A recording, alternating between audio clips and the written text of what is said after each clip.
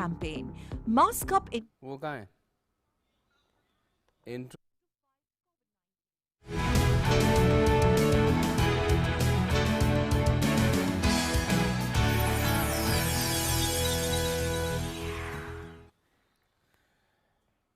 Hello and good evening. You're watching News Night. I'm Gautam Roy, and in the show we'll tell you all about how the BJP has triumphed over the Congress in the first Ladakh Autonomous Hills Development Council elections, the first ones to be held after the region was turned into a union territory. We'll get you all the details on that. We'll also talk about, and with our guests really, about what's going to happen as part of the 2+2 dialogue, the CRE 2+2 dialogue that is going to take place tomorrow between India and the US.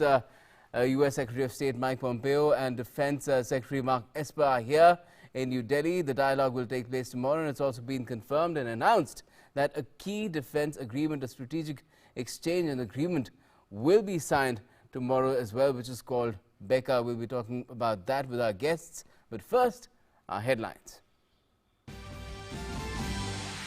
Prime Minister Narendra Modi inaugurates 4th edition of India Energy Forum, says India's energy plan aims to ensure energy justice while adhering to global commitments to sustainable growth. Lists out the 7 key drivers for India's energy map, asserts India's energy sector to be growth-centric, industry-friendly and environment-conscious. US Secretary of State Mike Pompeo and Defense Secretary Mark Esper hold bilateral talks with their Indian counterparts a day ahead of the key third 2+2 dialogue in New Delhi. Talks held on major strategic matters between the two defense ministers as well. Signing of last key strategic agreement BECA also announced.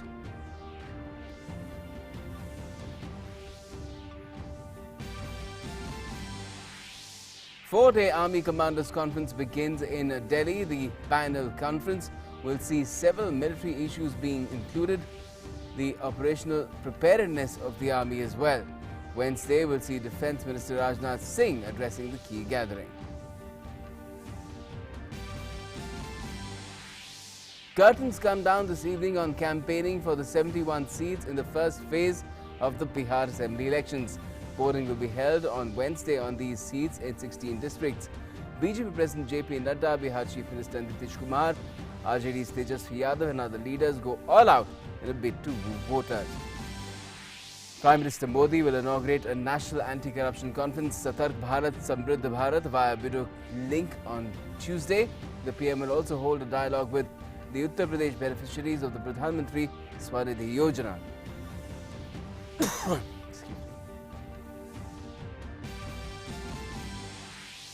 The BJP comes out with flying colours in the Ladakh Autonomous Hills Development Council elections, grabs 15 of the 26 seats. Congress takes number 2 spot with 9 seats. This was the first time elections were held in the region after it was turned into a union territory. Efforts on effective management of cases ensures low fatality rate of 1.5% in India. The number of new deaths dips significantly following a sharp focus of the central government on not only containing COVID but to reduce deaths. Number of new deaths go down majorly. Initiative to build capacities and management of critical patients towards reducing fatality at AIMS. Hectic campaigning by parties in the US presidential elections as candidates and running mates swoop down on battleground states to drum up crucial support. Vice President Mike Pence campaigns even after staffer tests COVID positive. Democratic Vice Presidential nominee Kamala Harris seeks votes in Michigan.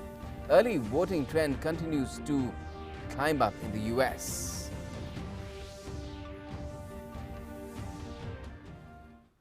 All right, first up, Prime Minister Narendra Modi delivered inaugural address at the 4th India Energy Forum, Sarah, week through video conferencing. The theme of this edition is India's energy future in a world of change. The PM said India is full of energy and its energy future is bright and secure. He said India believes that access to energy must be affordable and reliable, adding that India's energy plan aims to ensure energy justice while fully following India's global commitments for sustainable growth. The PM also reiterated that India would continue its efforts to fight climate change.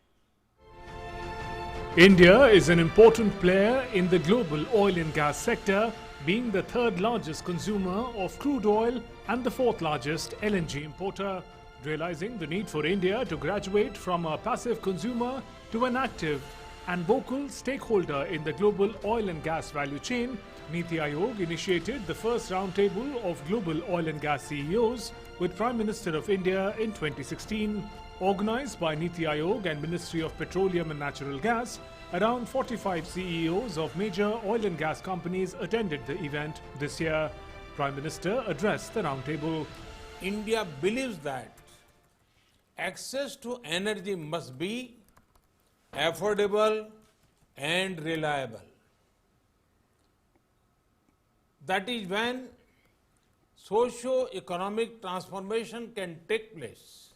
We view the energy sector as one that empowers people and furthers ease of living. PM also underlined the importance of clean energy and stated the work done by his government in the context in the last 6 years. He stressed on the importance of energy justice. India's energy plan aims to ensure energy justice. That too, while fully following our global commitments for sustainable growth. This means more energy to improve the lives of Indians, but with a smaller carbon footprint. Friends, our energy sector will be growth-centric, industry-friendly and environment-conscious. That is why India is among the most active nations in furthering renewable source of energy. Prime Minister also listed the energy reforms undertaken by his government, and the inherent focus is of maintaining transparency. The government is focusing on increasing domestic production of LPG and refining capacity. Prime Minister reiterated India's commitment to keep working to address the problem of climate change. He said that India is the most attractive energy market for clean energy investment, and it will always work keeping in mind the global good. India will always work keeping in mind global good. We are well on track to meet the commitment we made to the global community. We had aimed to increase the renewable energy installed capacity by 175 gigawatt by 2022. We have further extended this goal to 450 gigawatt by 2030. India has one of the lowest carbon emissions than the rest of the industrialized world. Yet, we will continue to make efforts to fight climate change. PM also said India is working on energy corridor along with neighboring nations. He said a self-reliant India will be a force multiplier for the world economy, adding that energy security is at the core of India's efforts. He listed 7 points to usher in changes in the gas and petroleum sector.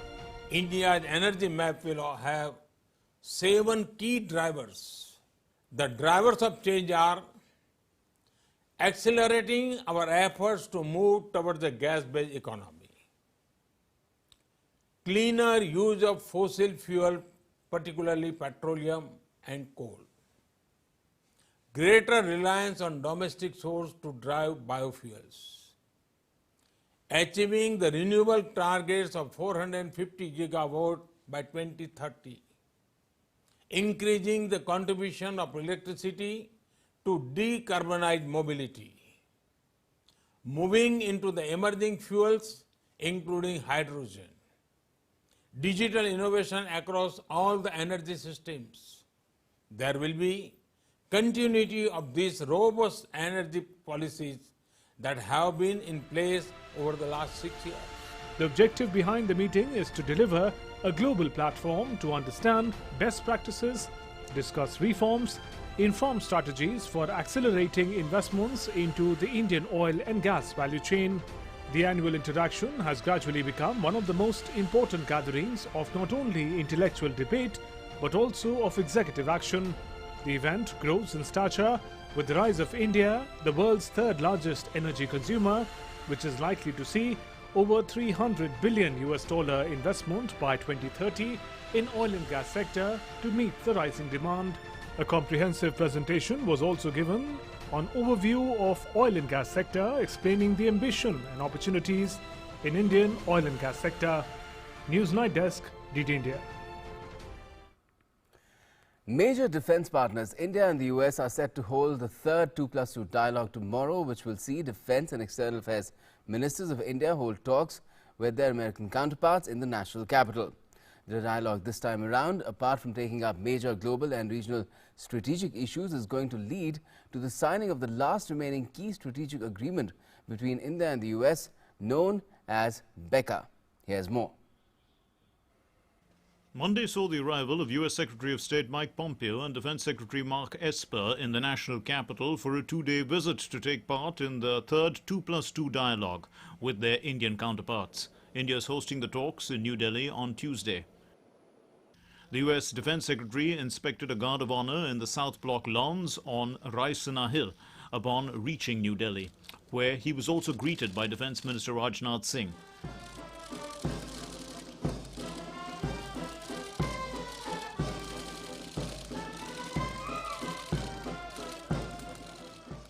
After the guard of honor, the two leaders also held a bilateral meeting, after which the defense minister said, India is delighted to host the US Secretary of Defense Dr. Mark Esper. Our talks today were fruitful, aimed at further deepening defense cooperation in a wide range of areas. Today's discussions will add new vigor to India-US defense relations and mutual cooperation. An official statement issued after the Rajnath Singh-Mark Esper meeting also made a major announcement. The signing of the last major strategic agreement between India and the US, known as the Basic Exchange and Cooperation Agreement for Geospatial Cooperation, or BECA, it will give India access to extremely accurate geospatial data that will have several military applications, including targeting enemy military assets. The day also saw the US Secretary of State meeting External Affairs Minister Dr. S. Jaishankar. The two US ministers will also call on Prime Minister Narendra Modi during their India visit, apart from holding a meeting with the National Security Advisor Ajit Doval. Pompeo is also slated to meet several other Indian leaders in politics and industry to further strengthen Indo-US ties. Ahead of the 2+2 dialogue to be held on Tuesday, the MEA had said. The first 2+2 ministerial dialogues were held in New Delhi in September 2018 and in Washington, D.C. in 2019. The agenda for the third dialogue will cover all bilateral, regional and global issues of mutual interest. A statement from the US State Department said, the United States and India have a strong and growing bilateral relationship built on shared values and a commitment to a free and open Indo-Pacific. Holding the third US-India 2+2 ministerial dialogue in just over 2 years demonstrates high-level commitment to our shared diplomatic and security objectives. After visiting India, Pompeo will also make stops in two Indian Ocean countries, Sri Lanka and Maldives, as part of the US policy to counter China's rising military and economic power. Both countries are under pressure due to massive Chinese loans for completing key infrastructure projects. Less than 10 days ahead of the US presidential elections, the US Secretary of State will also touch down in Indonesia, which has a territorial dispute with China in the South China Sea. Newsnight Desk, DD India. All right, now we get you a look on what is really all about India and US defense ties, because that's what this is basically about, the 2+2 dialogue, which is between the defense and external affairs ministers of both the countries. Foreign affairs, you might call it as well, in the US as Secretary of State. Now, if you look at the Indo-US defense ties, it's based on the new framework for India-US defense cooperation. And what is that framework? Well, it was a framework that was renewed in 2015 for a 10-year period. So you can see the kind of long-range perspective it really has. Multiple bilateral dialogue mechanisms are in place as part of this framework. There's frequent high-level exchanges that take place at the ministerial and other official levels as well. Now, if you look at the major defense partner designation, that happened in December 2016. India was given that unique recognition. It is only for India that the US has done that. Excuse me. Now, it's a bid to elevate defense trade and tech sharing with India to a level similar. That is, the closest allies and partners of the US have that. In July 2018, the most important element of this MDP, which is Major Defense Partner Designation, was put into operation. It was implemented, it was operationalized. What happened there? India moved into Tier 1 of US Commerce Department's Strategic Trade Authorization License exception. That's where a lot of the things that India could not get from the US earlier, could not import, now it was allowed because they had certain defense connections as well. Defense Trade and Technology Initiative was also a major step, which was launched in 2012 with a view to increase pace and quality of defense cooperation between the two countries. Now, this includes DTTI task force and 7 working groups. It's a fairly exhaustive kind of a setup. It's aimed at working together on co-production and co-development of defense equipment. So that's something very, very significant. If you look at the defense trade between India and US, well, $18 billion worth of defense items have been procured from the US by India since 2008. That's a figure that in 2020 the US is putting in at $20 billion. Remarkable growth can really be said that it's been witnessed in the last decade in procurements from the US, that is military defense procurements. India has the largest fleets of C-17 and P-8 aircraft outside the US. These are heavy lift aircraft primarily. India has several US military platforms and equipment, and more are in the pipeline as well.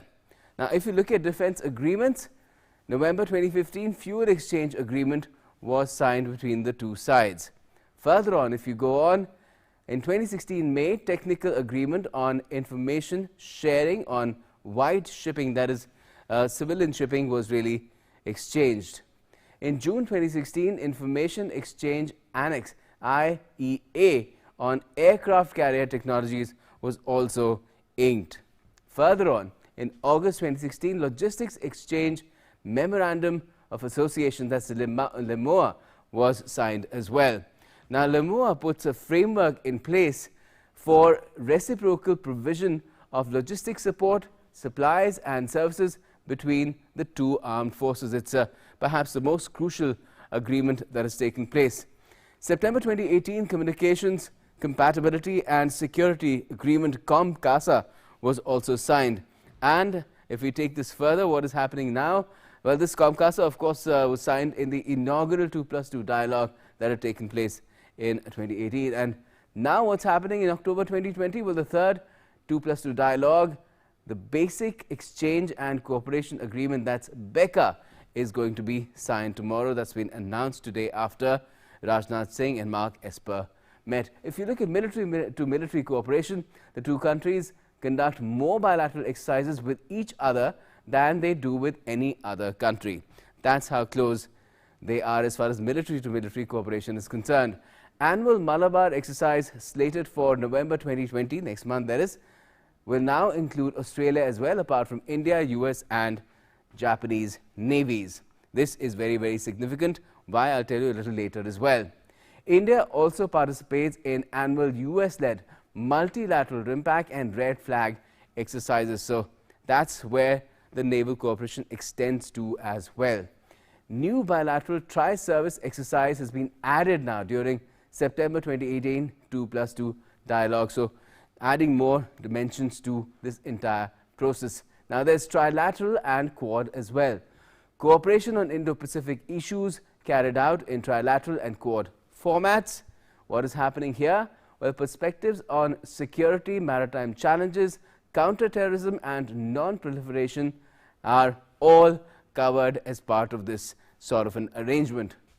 Focus is also on building consensus on basic principles for the Indo-Pacific, how to engage over there, ensure that things happen in a fair manner with everyone.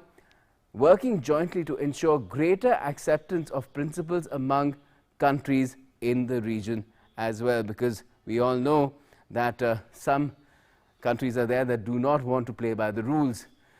New facet of cooperation on infrastructure and connectivity has also been added to this trilateral mechanism. So that's how military and defense cooperation has been extended, and it's going on further and further and growing between India and US with added dimensions, perhaps each passing year. And that brings up our In Focus tonight. But before we do that, we'll take a short bit of a break. We'll be back with our guests and our In Focus. Stay with Newsnight.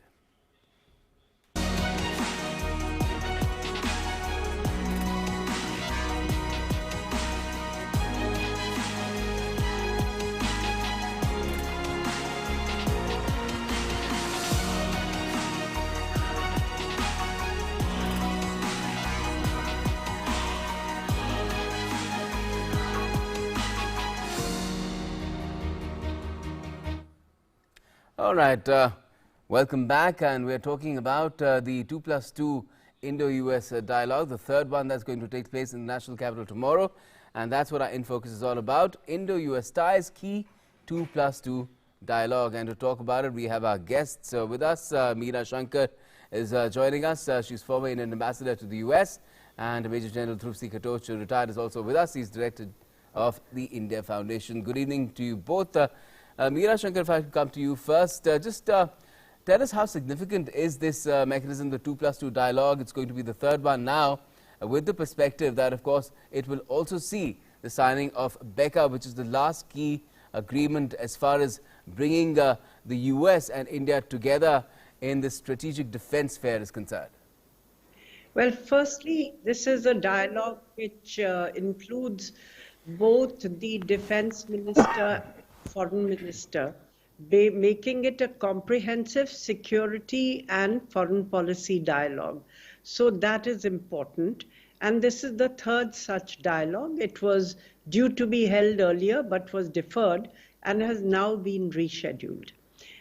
Secondly, I think it reflects the fact that the dialogue is taking place so close to the US election, in a sense, reflects the institutionalization of relations between India and the US and the importance that both countries attach to their partnership, their strategic partnership, and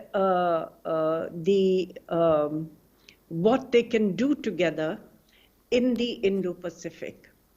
At this particular juncture, the meeting acquires even greater significance because both countries are confronted very directly by the challenge posed by China. In India, we face a very tense situation on the border still, where troops are mobilized on both sides.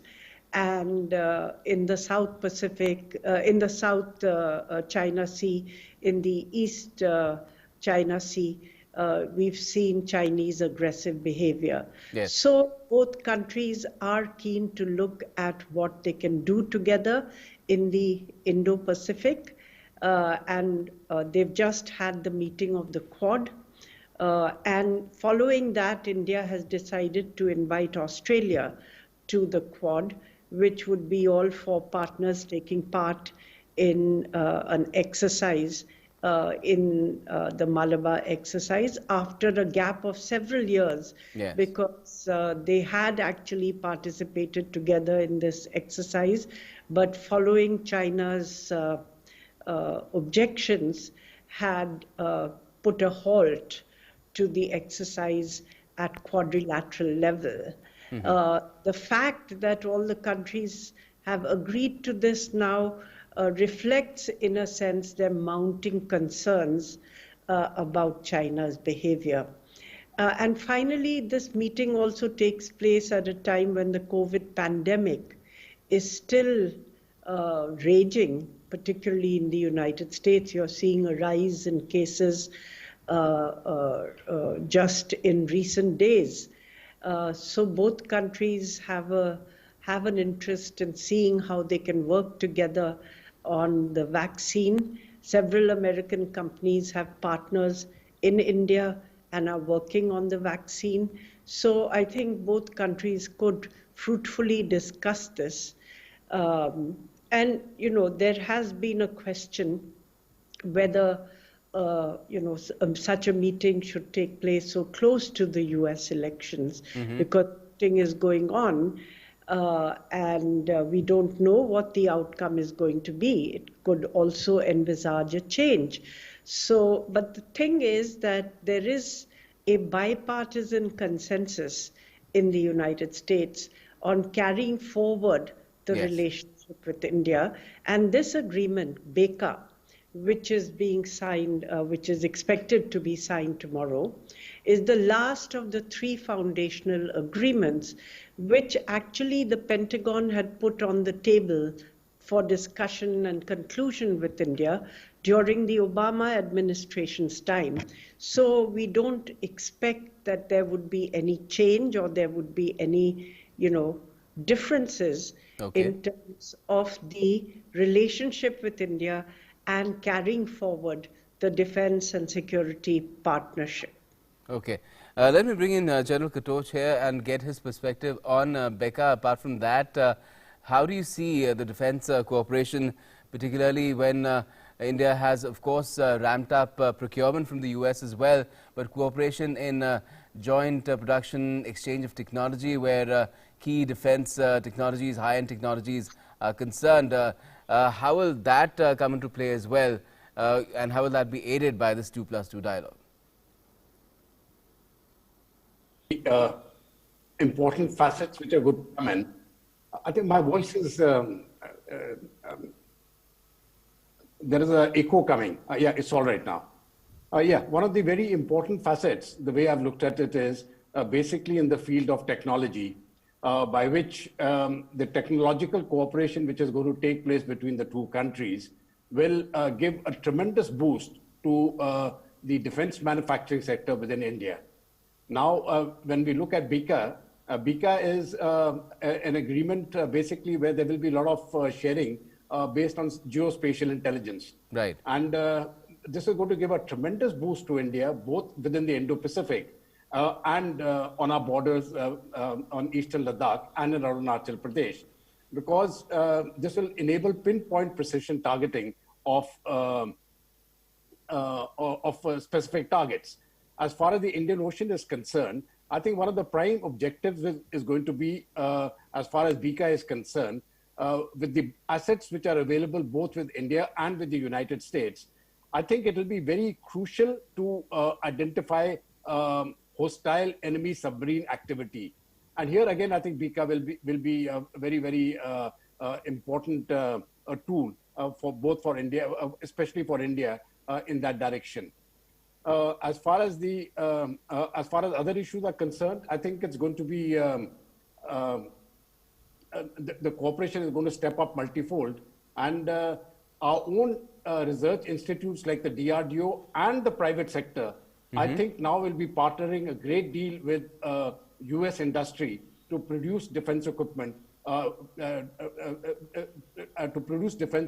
within India, and go as what the Prime Minister calls the Atmanirbhar Bharat in the field of defense. Yes. All right. And Meera Shankar, you've seen how, basically defense cooperation between India and the US has gone through, particularly the last decade or so.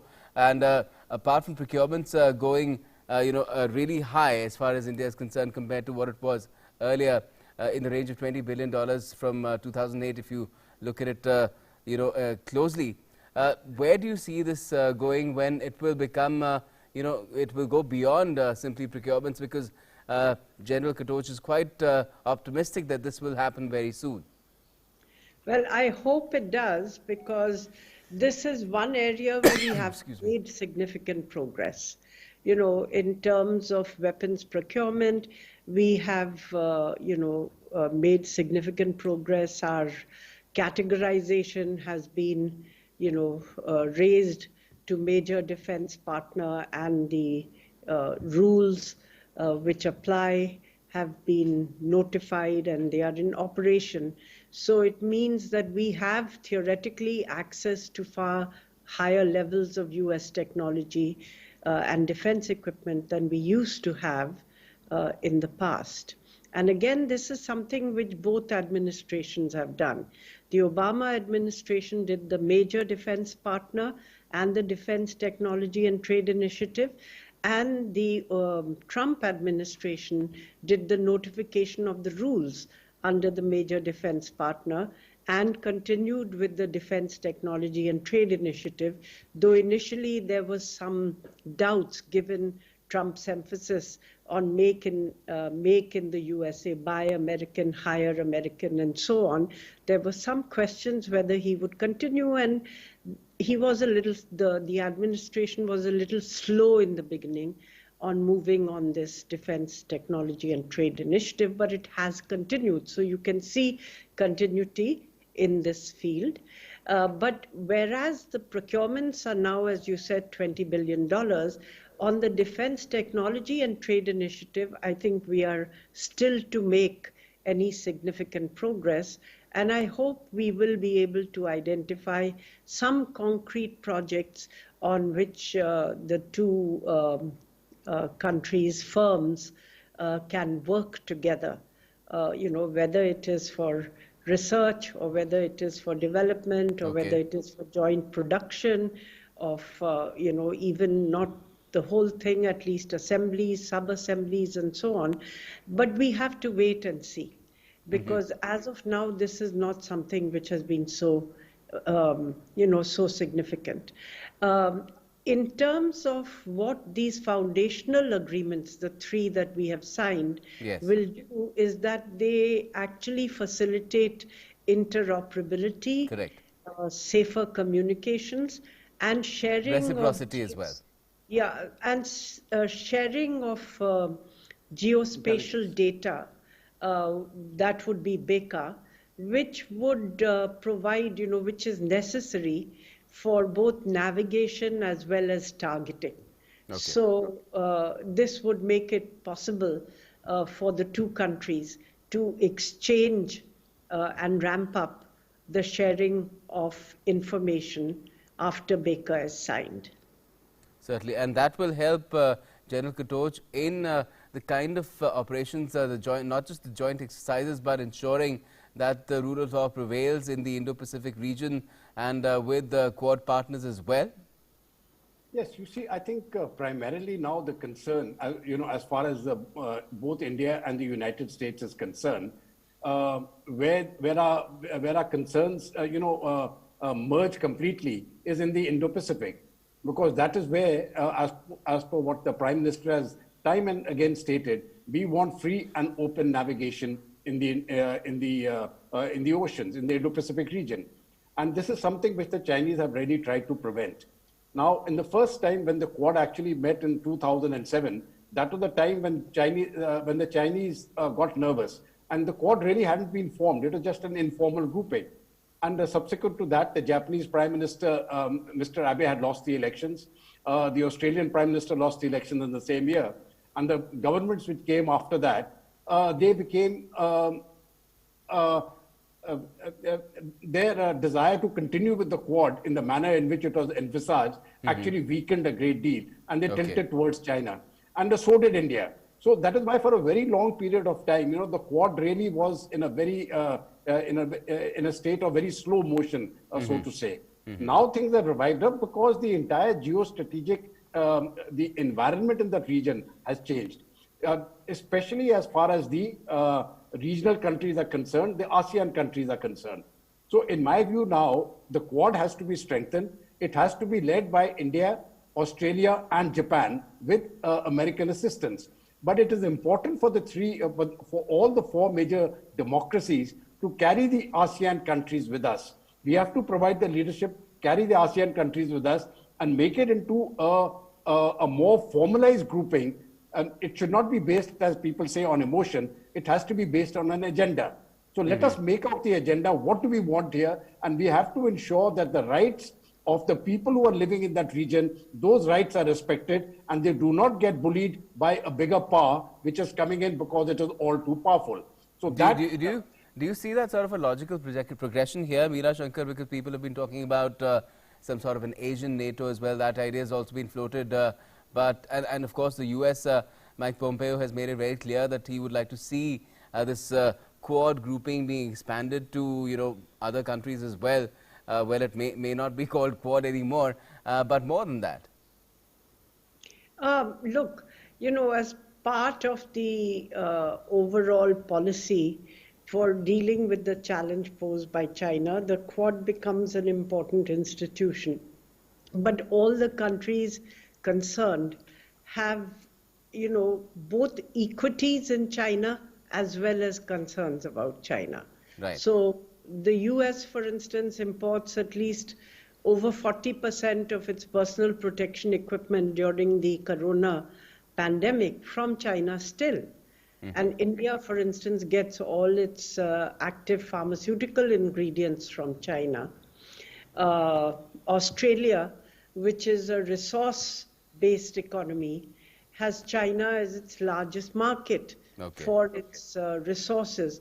So each of these countries have equities in China, but also concerns about China. So I think they have been proceeding a bit cautiously with regard to how they want to proceed. But some interesting things, of course, maritime security and this question of having a free and open Indo-Pacific with freedom of navigation and disputes actually to be settled according to international law rather than use of unilateral force. Secondly, the interesting thing right now is that they are also looking at, how you can reduce vulnerability of supply chains because, the pandemic revealed actually that too much dependence on any one country could leave countries vulnerable to pressure from that country or to any events which disrupt the supply chain. So how do you de-risk and create, stable supply chains which will domain, Meera Shankar, where people have been expecting that India and US will make a lot of progress, but somehow that hasn't really materialized. And now people are saying that, in an election year and so close to the elections, we can't really expect, although it's not really, part of this 2+2 format at all, the dialogue format, which in fact changed just a few years back because this was a new format. Earlier it used to be basically external affairs or foreign affairs along with commerce. Yes. Earlier the strategic dialogue had the foreign ministers and it included other ministers as required. So we've had the foreign minister, the commerce minister and the science and technology minister in some of the dialogues. But this specifically having the defense minister and the foreign minister together so as to look comprehensively at issues of security, defense and foreign policy, I think is something which has this is the third such dialogue. So it's a new format and it gives the focus, it keeps the focus on the strategic relationship. But again, General Katoch, one needs to bring back focus perhaps to the other aspects of the ties as well, particularly where business is concerned, because that is what strengthens the friendship at every level, from government to people to people. Yes, the business end of the relationship is very important. But I think the important thing is that we are two democracies. And the people-to-people relationship in that sense, despite the ups and downs in the relationship which have taken place since India's independence till now, one thing has been constant, regardless of the ups and downs in the political relationship, the people-to-people relationship has always remained strong. We have got a very large number of Indian people, a large part of our brain power, which is working in the United States. So I think that as far as the economic relationship is concerned, the world is open, especially America is open. and there's a great deal which we can do together. And I think this doing together business is something which we should also take up, especially in the defense sphere. Why it is not taken up, as the ambassador had spoken about earlier, it hasn't taken off in that to that extent. That is correct. And the reason is because we don't have a strong defense industrial base as of now. It was only the public sector which was existing, and the private sector had been kept down. Now the private sector is opening up, so we are going to see a large number of investments coming up between the Indian private sector and the foreign partners, especially as the foreign partner now can have major shareholdings and he can partner with Indian industry. So they will be more keen to come in now. There was some hesitation of coming in with the Indian public sector, with any of the with DRDO or with anybody else. Right. But I think now those inhibitions I think will go away slowly. And once the industrial zones come up, the defense zones come up, both in UP and in Chennai, in Tamil Nadu, the way they are supposed to come up, it is going to be a completely different picture altogether. That is as far as the economic cooperation is concerned. But I think as far as the 2+2 is concerned, our major concern is still going to be on two issues. One is defense technology and how much America is prepared to give to India. And secondly, what we can do as part of the Quad in the Indo-Pacific. I think these two will still remain the priority concerns, but all other issues are very important too, and they will also be addressed. Well, certainly we wait to see how these issues are taken up. It is quite a wide ambit really to cover in the course of the dialogue, and I'm sure we'll keep our eyes and ears peeled for that. Thanks a lot for joining us for this particular evening, both Meera Shankar and General Katoch. All right, now as election day approaches in the US, campaigning is reaching a crescendo with key contenders carpet bombing the battleground states in an attempt to draw in swing voters to their side. Running mates Mike Pence and Kamala Harris have also stepped up their efforts, but COVID, which is certainly a poll issue with the voters, keeps springing not so pleasant surprises in both camps. Several staffers in Mike Pence's inner circle have tested positive, but that hasn't stopped him from hitting the canvassing trail.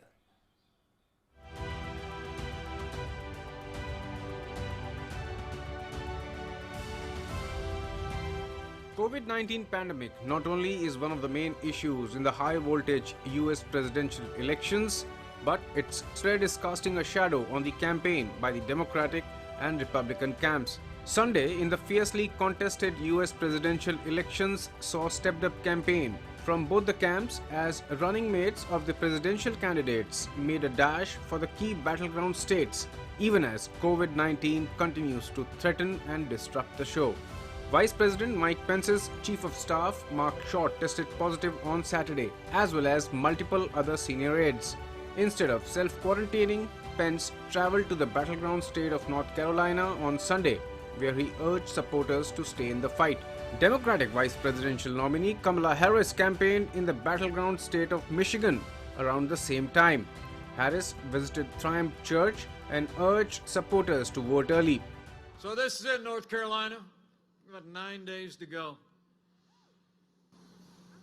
And we need you to stay in the fight. For a stronger and safer America, stay in the fight. For a great American comeback, stay in the fight.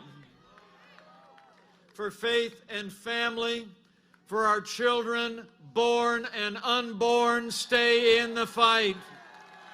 For me, church has always been a source of strength and a place for reflection. A place to study, yes, the teachings of our Lord, and a place to feel grounded in a world that feels increasingly complex. And needless to say, here in 2020, the world is plenty complex.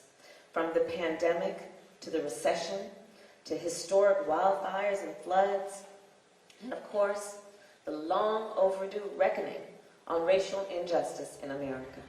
Harris and her Democratic presidential nominee Joe Biden are campaigning in traditional battleground states as well as traditionally liberal strongholds such as Michigan, which was won by Donald Trump in 2016. Meanwhile, Trump campaigned in the critical state of New Hampshire on Sunday, telling his supporters that his re-election campaign will have people watching the polls like crazy on election day. Actually, Republicans are mobilizing thousands of volunteers to watch early voting sites and ballot drop boxes leading up to the November elections, all part of an effort to find evidence to back Trump's unsubstantiated complaints about widespread voter fraud. They have millions of unsolicited ballots being sent all over, and it's no good. It's no good. And there's tremendous, every day you pick up the newspaper and you read about, the only good thing is we have people watching them like crazy, both law enforcement and yourselves and everybody. Meanwhile, the Republican-controlled US Senate on Sunday moved closer toward a final confirmation vote on President Donald Trump's Supreme Court nominee, Amy Coney Barrett, on Monday, just a week before the election day. The Senate voted 51 to 48, largely along party lines on Sunday afternoon to limit debate on the nomination, teeing up the final vote. The US has also seen its highest ever number of new COVID-19 cases in the past few days, keeping the pandemic a top election issue. In October, 29 states have set records for increases in new cases, including 5 considered key in the November 3 presidential election: Ohio, Michigan, North Carolina, Pennsylvania, and Wisconsin. Newsnight Desk, DD India.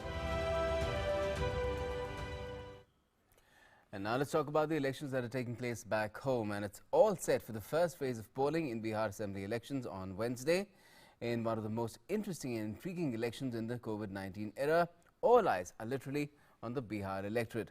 These elections have brought to the fore many complex equations, making the contest an exciting and intense affair. Campaigning events on 71 seats have now come to a standstill. Only door-to-door canvassing can be carried out now. Campaigning for the first phase of assembly elections in 71 assembly constituencies spread over 16 districts came to an end on Monday.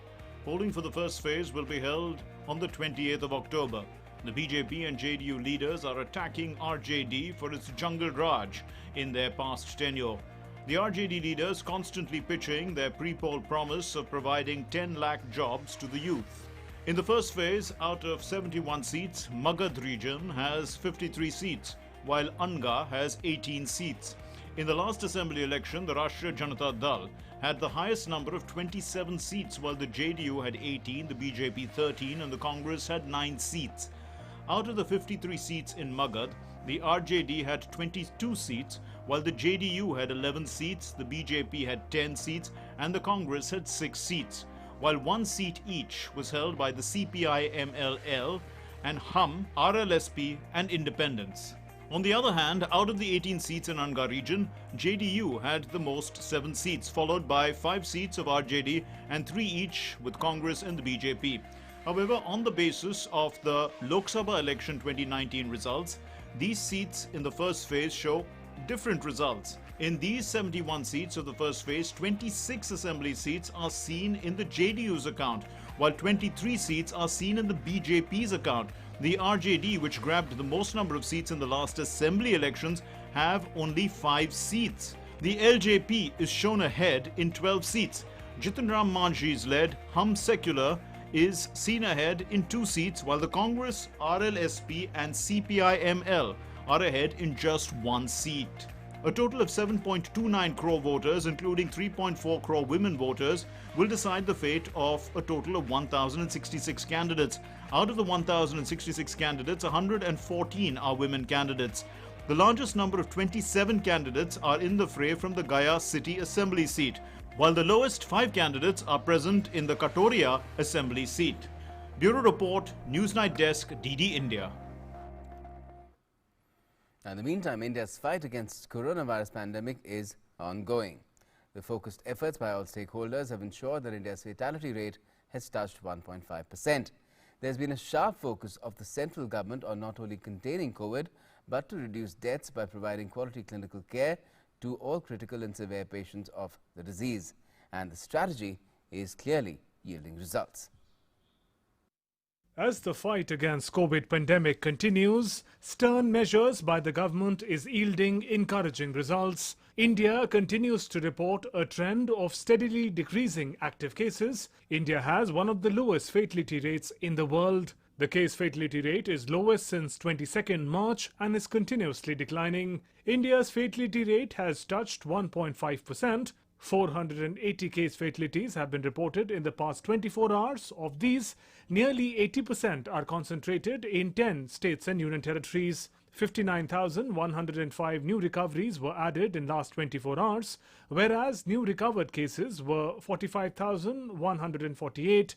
With this, the total number of recoveries have crossed 71 lakhs. Higher number of single-day recoveries is also reflected in the continuous increase in national recovery rate, which is at present 90.23%. Presently, the active cases comprise merely 8.26% of the total positive cases in the country, standing at 6,53,717.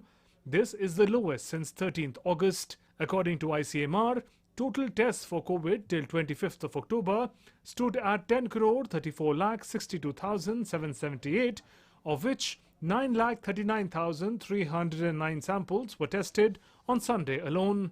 United States continues to be the worst affected in the world with over 88,88,000 cases and over 2,30,000 casualties. Meanwhile, in China, 138 asymptomatic patients have been found in Kashgar city in Xinjiang. Schools in Kashgar have been closed and residents are not allowed to leave the city unless they have a negative test report. Globally, number of COVID cases have risen over 4,33,19,000. Over 11,58,000 people have died due to COVID infection globally. News Night Desk, DD India. Now, the 4-day Army Commanders Conference began in New Delhi starting today. It's being attended by all Army commanders, principal staff officers of the Army headquarters and other senior officers. Defence Minister Rajnath Singh will be addressing the conference on Wednesday. Army commanders are likely to carry out a comprehensive review of the security challenges facing the nation, including the situation in eastern Ladakh and other sensitive areas. Army commanders will also attempt to finalize various reform measures like cutting down on ceremonial practices and non-military activities to ensure a rational distribution of resources. Moving on, in Leh, in the 6th Ladakh Autonomous Hill Development Council, Leh General Council elections, BJP has won 15 seats to form the next council. In the just completed counting, the first contest really after Ladakh became a union territory, the BJP has bagged 15 seats and the Congress 9 seats by improving from the previous election. In Chuchul and Nyoma seats, independent candidates have won the contest. Aam Aadmi Party couldn't open its account in the Leh Hill Council elections. Notably, no woman candidate has won the election this time. And Home Minister Amit Shah congratulated Karyakartas of the BJP in Ladakh for the victory in the Leh Autonomous Hill Development Council polls. Amit Shah tweeted, BJP's landslide victory in Leh Autonomous Hill Development Council elections clearly reflects Ladakh's unwavering trust in the BJP and Prime Minister Narendra Modi's leadership. I thank the people of Ladakh for choosing development and prosperity. Congratulations to our Karyakartas of BJP for Ladakh. And BJP President JP Nadda congratulated BJP workers of the Ladakh unit. Nadda in a tweet said, and I quote, BJP's victory in Leh Autonomous Hill Development Council Leh election is historic. BJP has won 15 out of 26 seats. I congratulate Shri Jamyang Sering Namgyal Shri and all Karyakartas of BJP for Ladakh unit. Gratitude to the people of Ladakh for their faith in the BJP. Now, Prime Minister Narendra Modi will be inaugurating the National Conference on Vigilance and Anti-Corruption on the theme Satark Bharat, Samriddha Bharat, or Vigilant India, Prosperous India on the 26th of October, which is tomorrow, via video conferencing. The inaugural session of the conference will be live streamed. The Central Bureau of Investigation organizes this national conference coinciding with Vigilance Awareness Week, which is observed in India every year from the 26th of October till the 2nd of November. Activities in this conference will be focused on vigilance issues aimed at raising awareness and reaffirming India's commitment to promotion of integrity and probity in public life through citizen participation. The 3-day conference would discuss challenges in investigation in foreign jurisdictions, preventive vigilance as a systemic check against corruption, systemic improvements for financial inclusion and prevention of bank frauds, effective audit as an engine of growth, among others. The conference will bring policymakers and practitioners on a common platform and will act as an enabler to combat corruption through systemic improvements and preventive vigilance measures, thereby ushering in good governance and accountable administration.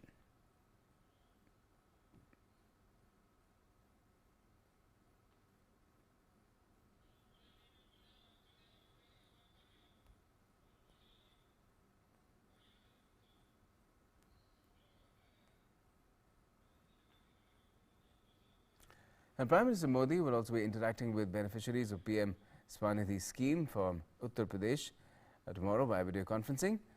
What will happen here is that the PM Street Vendors Atmanirbhar Nidhi or PM Swanidhi scheme that was launched on the 1st of June this year to help poor street vendors impacted by COVID-19 and help them resume livelihood activities. Till date, a total of more than 24 lakh applications have been received under the scheme, out of which more than 12 lakh have been sanctioned and about 5.35 lakh loans have been distributed. In the state of Uttar Pradesh, more than 6 lakh applications have been filed, out of which about 3.27 lakh have been sanctioned and 1.87 lakh loans have been dispersed. The interaction will be witnessed by beneficiaries of the scheme from across the state of Uttar Pradesh. It will also be telecast live on DD News.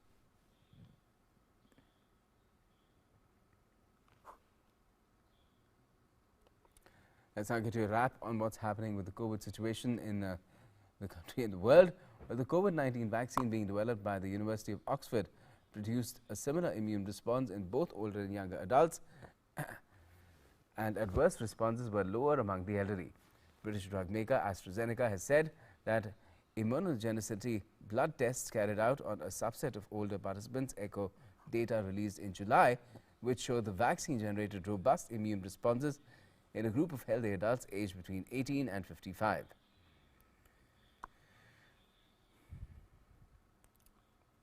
European leaders warned of difficult months ahead as the resurgent COVID-19 pandemic forced authorities to impose new restrictions to try to curb the spread of the disease. Led by France, which posted more than 50,000 daily cases for the first time on Sunday, while the continent passed the threshold of 2.5 lakh deaths.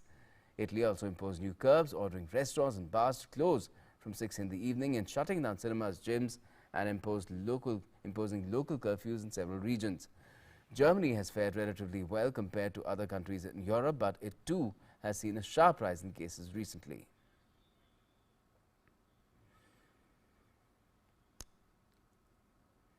Now, the Australian city of Melbourne will exit lockdown from Wednesday after recording no new COVID-19 cases for the first time since June. Victoria State was the epicenter of Australia's second wave, accounting for more than 90% of its 905 deaths. The state capital, Melbourne, home to 5 million people, went into lockdown 111 days ago, enforcing home confinement, travel restrictions and closing stores and restaurants. Now, Armenia and Azerbaijan have accused each other on Monday of violating a new US-brokered ceasefire and fighting over the mountain enclave of Nagorno-Karabakh, casting doubt over the prospects of the latest international push to end a month of clashes. Earlier, an initial ceasefire negotiated by France and a second brokered by Russia have already broken down. Now, the Kremlin has said that U.S. Democratic presidential challenger Joe Biden's assessment of Russia as the biggest threat to U.S. national security was wrong and encouraged hatred of Russia. The comments have come just over a week before Biden faces Donald Trump in the 3rd of November U.S. presidential polls. Moscow's ties with Washington sank to post-Cold War lows in 2014 when Russia annexed Crimea from Ukraine. Biden was serving as vice president under President Barack Obama at that time. Japan is aiming to cut greenhouse gases to zero by 2050 and become a carbon-neutral country and society, Prime Minister Yoshihide Suga said on Monday as he unveiled a major shift in the position on climate change. To achieve its goals, Suga said that new solar cells and carbon recycling would be key, and Japan would intensify research and development in these areas, along with digitizing society, a policy he has pushed since taking over from Shinzo Abe. And that's all we have for the moment in this edition of Newsnight for tonight. But before we go, let me just remind you once again that it is most important that you remain cautious as far as this COVID outbreak is concerned. We do have elections going on in the country as well, but people are being very, very cautious there, keeping all things in mind, the protocols, and you should not forget about it as well. Mask Up India is my parting message from my team to you. Good night.